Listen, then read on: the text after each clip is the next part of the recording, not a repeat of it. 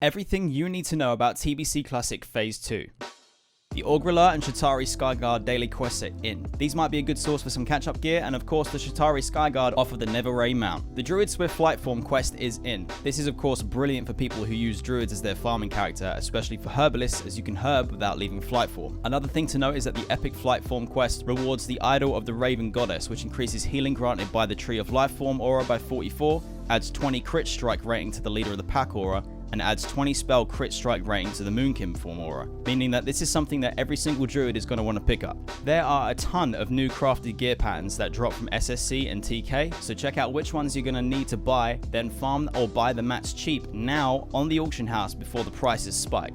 In Phase 2, Primal Nether is added to the Badge of Justice vendor, so make sure you stockpile Badges of Justice if you need any Primal Nethers for any future crafts. The Epic Engineering Goggles are added to the game, so if your Phase 2 BIS list includes any of these engineering goggles, make sure that you've got your engineering skill up to scratch, learn the pattern from any Master Engineering trainer in Outland, and farm or buy the mats hopefully for cheap now before Phase 2 hits, so that you can craft your epic goggles ASAP. Now of course you're also going to want to make sure that you get attuned to Serpent's Shrine Cavern and Tempest Keep. I highly recommend you use the Attune add-on to help guide you through this. There are of course plenty of YouTube guides covering this topic as well, and if there is a request for me to make my own one, let me know down in the comments. But the TLDR is, the quest chain starts at your faction's representative hub in Shadow Moon Valley. You're going to want to pick up a quest called the Hand of Gul'dan. Now do quests at the Hand of Gul'dan, then go to Ornock the Hermit, do some quests for him which eventually end up in 3 separate quests. Once you've completed all of those, return to him, pick up another quest, and then defeat the giant elemental. Then head to Adal in Shatrath. He'll give you a set of the Trial of the Naru quest, which send you into 4 different heroic dungeons. Once you've completed those, you can then pick up a quest from Heroic Slave Pens that asks you to kill Gruul and Nightbane to get your SSC attunement completed. Once you've done that, you can then return to Adal and pick up Trial of the Naru Magtheridon, kill Maggie, and then you're attuned for Tempest Keep. Speaking of the new raids, you're also going to want to make sure you have resistance gear ready for your tanks or a Warlock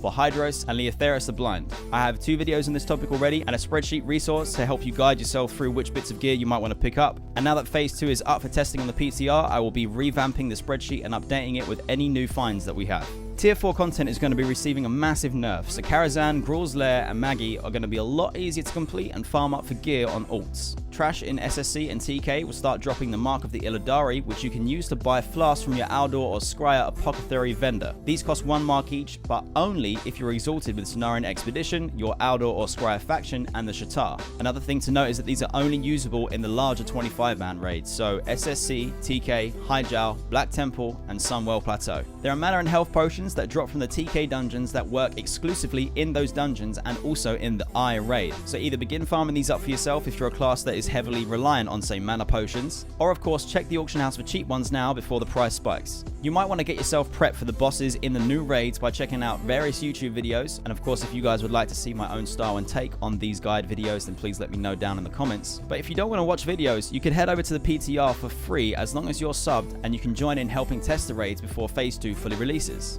So Phase 2 brings in PvP Season 2, which obviously closes off PvP Season 1, and in doing so, doesn't wipe your honor, but there will be a 2-week off-season period where at the end of it, Season 2 will begin, and any remaining arena points will be converted to honor points at a rate of 1 arena point to 10 honor points. So you're absolutely fine to stockpile honor points, but any arena points that you have, you're going to want to spend up. Another thing to note is Season 1 gear will be discounted soon, as well as arena point earning per game being raised. So hold off and keep your eye on the news from Wowheads for when it's the best time for you to spend your points for maximum benefit before the point conversion happens. The Outland Faction PvP Gear is going to be added to the game. This is pretty easy to obtain PvP gear with resilience rating on it that you acquire from each faction's quartermaster, and it basically serves as a form of PvP catch-up gear. So if you're looking to gear up an alt or get yourself into PvP for the first time with your main, this might be a route you take. The old LFG tool has been implemented, and without getting into any of the politics of it, the tool has seen no changes or updates, so it will probably be trash as it was originally, and I doubt anyone will use it over the add-on that we currently use for the LFG channel. Guild banks are being added in Phase 2, so you might want to make a guild bank on an alt so that you have a ton more storage space. It's 100 gold for a single guild tab, which has 98 slots of storage. And of course, to make a guild costs 10 silver and 9 signatures. And finally, the /spit emote has been removed, so you can't spit on people with the deluxe edition store mounts. Obviously, Blizzard gotta protect their money. And with that, it's the end of the video. Like and subscribe to see more content, ring the bell to never miss a video, and if you'd like to support the channel further, you can become a member for cheaper than a Twitch sub with all the benefits plus more. Take care, and hopefully, I'll see you next time.